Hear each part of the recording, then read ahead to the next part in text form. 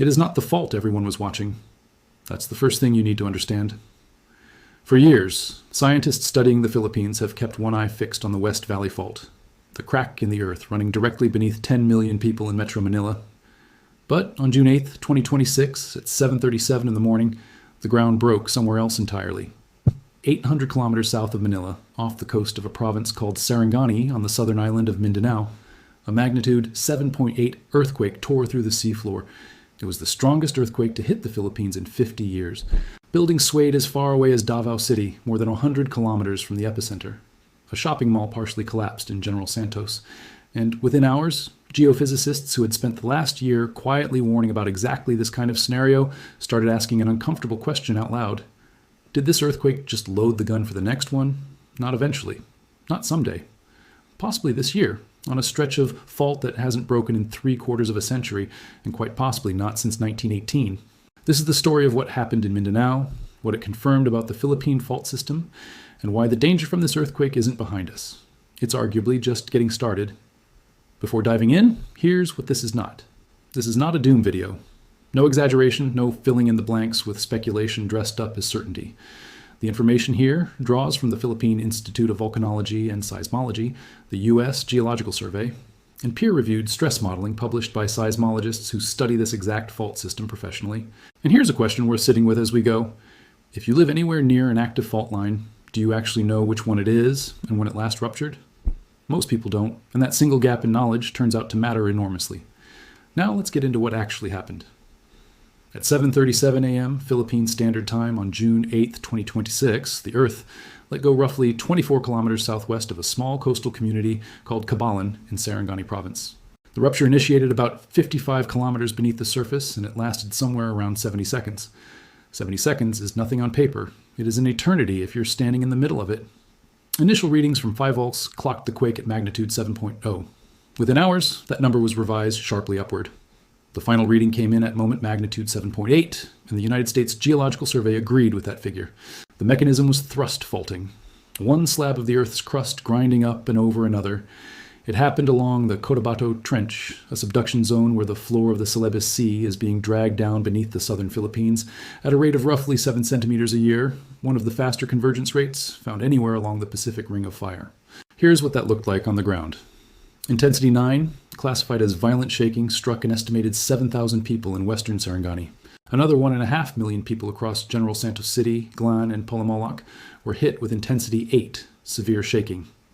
In total, more than 6 million people across southern and central Mindanao felt this earthquake in some form. In General Santos City, the city hall partially collapsed. So did a building housing a Jollibee restaurant and a radio studio. A structure at Notre Dame of Dadiangas University came down. A 36-story condominium tower in Davao City swayed so violently on camera that the footage went viral before rescue crews had even reached the hardest-hit villages further south. Multiple people were trapped in the rubble of a 2-story school. This happened on the very first day of the new school year. More than 32 million students across 5 regions were either already in their classrooms or lining up for flag ceremony when the shaking started. The coastline itself physically moved.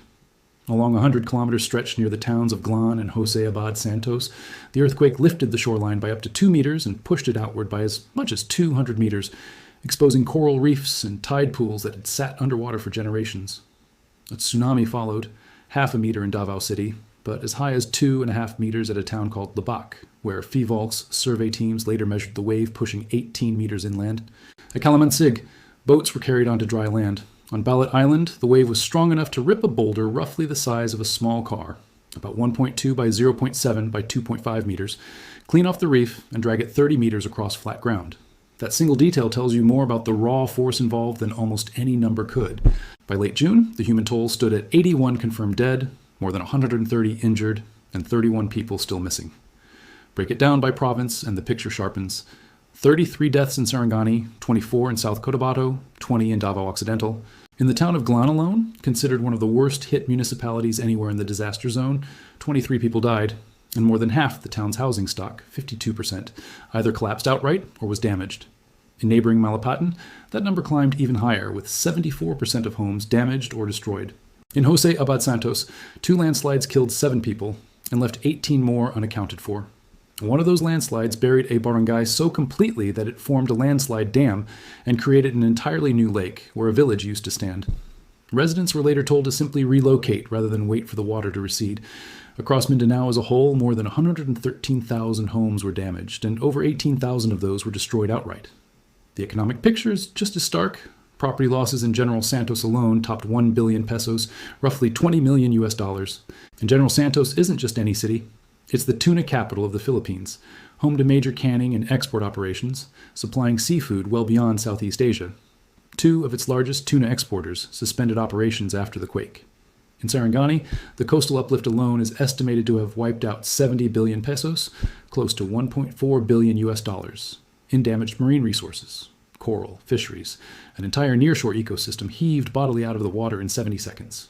The Department of Education reported more than 1,000 schools damaged and nearly 200 classrooms destroyed outright, with an estimated repair cost north of 43 million pesos, on top of the immediate disruption to more than 3 million students. Power was cut to more than 800,000 households. 4 separate local governments declared states of calamity. President Bongbong Marcos flew in personally to assess the damage and pledged 50,000 pesos to every family that lost someone. Now, here's an important piece of context because overstating what this earthquake actually was would do the story a disservice. This was not technically the Philippine Fault rupturing. This was the Cotabato Trench, a completely different structure, a subduction zone where one tectonic plate dives beneath another. The Philippine Fault is something else entirely, a 1,500-kilometer strike-slip fault, more comparable to California's San Andreas, running the length of the entire archipelago from northern Luzon down through the Visayas and into Mindanao. It sits geographically between the Cotabato Trench and the Philippine Trench, sandwiched in what seismologists literally describe as a tectonic vise. And that distinction, trench versus fault, is exactly why what happened next mattered so much, because it's the difference between a single isolated earthquake and a signal about an entire regional system waking up. 2 things were true at the same time in the days after June 8th. First, by June 19th, PHIVOLCS had logged more than 8,500 aftershocks, 3 of them above magnitude 6.0, the strongest hitting 6.5. Second, and this is the part that should get your attention, seismologists Ross Stein and Shinji Toda, publishing through the earthquake science outlet Temblor just 3 days after the main shock, ran a Coulomb stress transfer analysis, a well-established technique that calculates how an earthquake redistributes stress onto the surrounding crust. And they found something unsettling. The 100-kilometer stretch of the Cotabato Trench immediately adjacent to the rupture, a segment that hasn't broken since at least 1950, and quite possibly not since a magnitude 8.3 earthquake in 1918, had been pushed measurably closer to failure by the June 8th quake. Not maybe closer, measurably closer. According to the stress models, at the trench's convergence rate of roughly 25 millimeters a year, Stein and Toda calculate that at least 2 meters of slip has already built up in that gap, unreleased. Their estimate for what that could produce if and when it lets go. Another magnitude, 7.6 to 7.8 earthquake. Their words, not an exaggeration added for effect. And to be honest about the hedge here, no aftershocks have yet lit up in that specific loaded zone, something the researchers themselves admit is a genuine mystery, but the stress is there. The math says so. Stein and Toda also specifically flagged that the Philippine Fault itself, that separate 1,500-kilometer strike-slip system, runs directly adjacent to this stress field, close enough that the southernmost Mindanao section of it may be closer to failure too. Here's where this story gets bigger than one earthquake in one province, because this isn't actually the first warning, it's the second. Rewind 14 months to March 28, 2025, central Myanmar. A magnitude 7.7 earthquake struck near Mandalay on a fault called the Sagaing Fault, a right lateral strike-slip fault more than 500 kilometers long, running the length of the country. More than 5,000 people died in Myanmar. A high-rise under construction in Bangkok, 1,000 kilometers away, collapsed. 40 apartment buildings were damaged in Ho Chi Minh City, 250 kilometers from the epicenter. That's the range of destruction a major strike-slip fault rupture can inflict. And it's exactly why a team of Filipino geologists, led by Dr. Mario Aurelio at the University of the Philippines, sat up and took notice. The Philippine Fault is structurally almost a twin of the Sagaing Fault, roughly the same length, about 1,500 kilometers, the same basic mechanism, a strike-slip system slicing an entire country in half. Left lateral instead of right lateral, but geologically close cousins. Here's the detail that made the Myanmar quake so significant to the Philippine team. The Mandalay segment that ruptured in March 2025 had been independently forecast years earlier, back in 2017 by researchers using Coulomb stress modeling that flagged it as overdue. That forecast came true. The method worked. So Aurelio's team ran the same analysis on the Philippine Fault. They pulled 52 years of seismic data, every earthquake of magnitude 5.0 or greater recorded on the fault since 1973, more than 60 events in total, about 10 of them destructive, which works out to roughly one major damaging Philippine Fault earthquake every 5 years. They built a Coulomb stress transfer model across the entire 1,500-kilometer length of the fault, tracking how each major rupture had pushed stress onto its neighbors over 5 decades. They found what researchers call quiet segments, sections of the fault that haven't ruptured in the observed record, but which the math says have been steadily loading with stress from the earthquakes happening around them. 3 segments stood out: the Southern Leyte segment in the central Philippines, the San Francisco Agusan del Norte segment in the southern Philippines, and most alarmingly, the Infanta segment in northern Luzon, which sits roughly 60 kilometers from Metro Manila. That segment has been absorbing stress transfer from 2 major historical earthquakes: the 1973 magnitude 7.5 Rague Gulf earthquake and the 1990 magnitude 7.7 North Luzon earthquake, which killed 1,621 people and tore a surface rupture roughly 125 kilometers long along the Digdig Fault, one of the Philippine Fault's northern branches, devastating the city of Baguio in the process. Both of those quakes pumped stress into the Infanta segment. Neither has been released since. This wasn't the model's first correct call inside the Philippines either, which is part of why researchers trusted it enough to publish a warning in the first place. Their own stress maps show the 1990 North Luzon earthquake appears to have directly promoted 2 later ruptures 32 years afterward. The July 2022 magnitude 7.0 Abra earthquake and an October 2022 magnitude 6.4 event, both of which struck within the stress increase zone the 1990 quake had left behind. Separately, the 1973 Rague Gulf earthquake appears to have loaded Masbate Island with stress that got released in 3 separate magnitude 6.0 plus earthquakes in 2003, 2020, and 2023, all 3 clustered within roughly a 40-kilometer stretch of fault, each one plausibly nudging the next closer to failure. The published title of that paper, and this is not paraphrased to sound more dramatic than it is, was Beware Quiet Segments of the Philippine Fault. That was May 2025. 13 months before Mindanao broke. Now, here's the myth worth busting, because plenty of people are already jumping to the wrong conclusion, and correcting it honestly matters more than letting the panic run in either direction. Is the June 2026 Mindanao earthquake proof that the big one, the long-feared Metro Manila earthquake on the West Valley Fault, is imminent? No. And it's worth being precise about why, because getting this wrong in either direction does a disservice. For context, the West Valley Fault is a separate branch of the broader Philippine Fault Zone that runs directly beneath several cities in Metro Manila.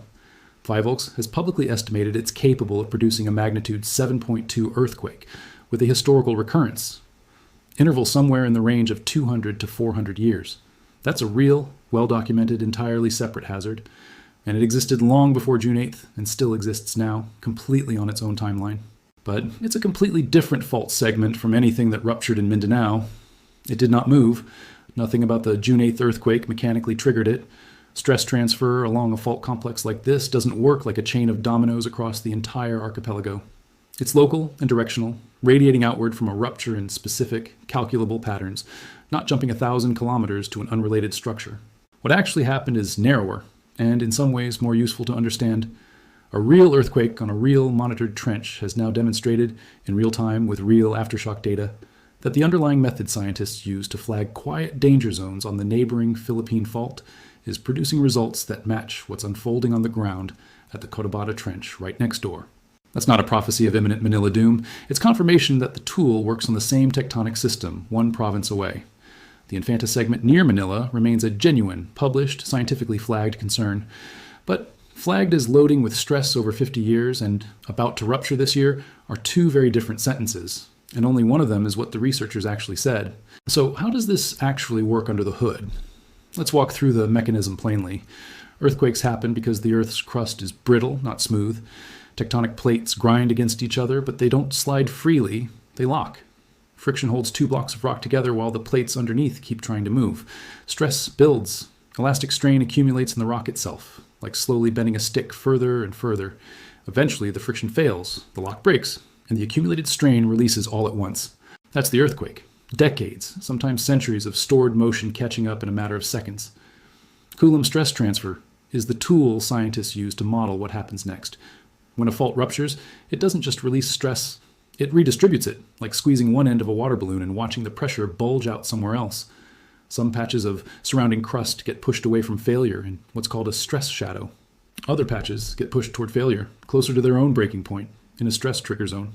Researchers model this using the fault's geometry, the direction of slip, and the friction properties of the surrounding rock, then map where the triggered zones land. It's not a crystal ball. It can't give you a date. What it can do, and what it did successfully in Myanmar, is identify which specific stretches of a fault system are becoming mechanically primed years or even decades before they let go. There's also a phenomenon researchers call the corona effect, a concept Toda and Stein themselves developed in earlier work, where the core of a rupture zone actually shuts down aftershock activity within about 5 years, while a much larger surrounding corona keeps producing aftershocks, and potentially entirely new main shocks, for up to 30 years afterward. That's the timescale this is actually about. Not next week, not necessarily even next year. A multi-decade window in which the loaded zones are mechanically more dangerous than they were before June 8th. It's a genuinely strange thing to sit with, a hazard that doesn't come with a countdown clock, only a probability that quietly ticks upward and stays elevated for a generation. It's worth pausing on just how consistently this exact stretch of the Philippines produces earthquakes in clusters rather than isolated events, because it's a pattern that keeps repeating, and it's part of why scientists take the current warning seriously. In 2010, a pair of earthquakes measuring magnitude 7.5 and 7.6 struck just 30 kilometers and 25 minutes apart. In 2019, 3, arguably 4 if you count a magnitude 6.4.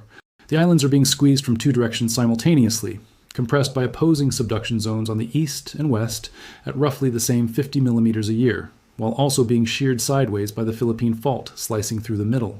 Compare that to Southern California, a region of almost identical size that most people have probably heard called earthquake country. In the same 10-year window that produced 17 earthquakes of magnitude 6.5 or larger in the southern Philippines, 7 of them above magnitude 7.0, Southern California produced exactly 1 earthquake above magnitude 6.5, the 2019 Ridgecrest quake. One region is being pulled apart, the other is being crushed from both sides while also being sheared sideways. That's the geological reality 6 million Mindanao residents are living inside of. And it's the same reality that produced the 1976 Moro Gulf earthquake, magnitude 8.0, on the same Cotabato Trench, which killed roughly 8,000 people and remains, 50 years later, the deadliest earthquake this region has ever produced. The 1976 rupture tore along a roughly 160-kilometer stretch of the trench and triggered a tsunami that devastated coastal towns across the Moro Gulf with almost no warning, at a time before any modern tsunami monitoring network existed there. June 8, 2026 was the strongest earthquake since that one.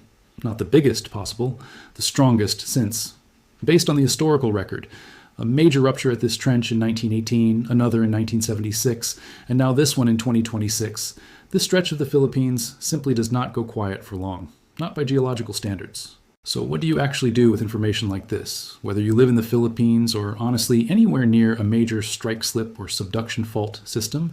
None of this mechanism is unique to one country. First, know your fault specifically. PHIVOLCS maintains public fault maps through its GeoRisk Philippines platform. Take 5 minutes and find out whether your home, your workplace, or your kid's school sits on or near a mapped active trace. That single piece of information changes almost everything else you do next. Second, retrofit before you evacuate. This is the boring advice, the unglamorous advice, but it's also the advice backed by casualty data from every major fault line earthquake on record. If you're in an older concrete structure, particularly anything built before the country's updated National Building Code seismic provisions, a structural assessment from a licensed engineer is not overkill.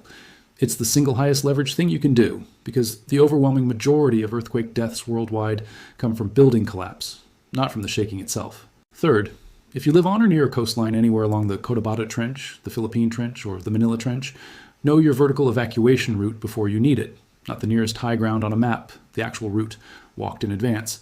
Because the Labak tsunami arrived with almost no warning, and the run-in reached deep enough inland to catch anyone who hesitated.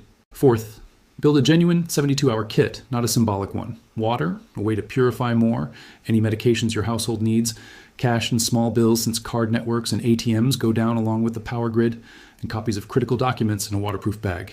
Because 800,000 households in Mindanao lost power in a single morning. Fifth, and this one's less obvious, but it matters.